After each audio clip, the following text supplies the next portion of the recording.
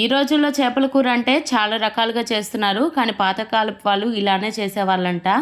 First అయితే ప్లేట్లోకి కొంచెం సాల్ట్, పసుపు, మీరు తినగలిగేంత కారం కూడా యాడ్ చేసుకొని, ఒక 2 స్పూన్ల వరకు ఆయిల్ కూడా యాడ్ చేసుకొని, మొత్తం కలిసే విధంగా కలుపుకొని, చేప ముక్కలకి ఈ విధంగా మంచిగా మసాలాలన్నీ పట్టించి పక్కన పెట్టుకోవాలి. ఇప్పుడు కడాయిలోకి కొంచెం ఎక్కువగా ఆయిల్ వేసుకొని, జీలకర్ర, మెంతులు 1 టీ స్పూన్ వరకు వేసుకోవాలి. పొడవుగా కట్ చేసుకున్న ఉల్లిపాయలు వేసుకొని లైట్గా వేగిన తర్వాత చిన్న ముక్కలుగా కట్ చేసుకున్న టొమాటో ముక్కలు, అలానే పసుపు, లైట్గా సాల్ట్ కూడా యాడ్ చేసుకొని మొత్తం కలిసే విధంగా కలుపుకొని, టొమాటోలు అనేటివి మెత్తబడిన తర్వాత 1 కప్పు వరకు చింతపండు రసం కూడా వేసుకోవాలి. చింతపండు రసం చిక్కగా ఉండాలి.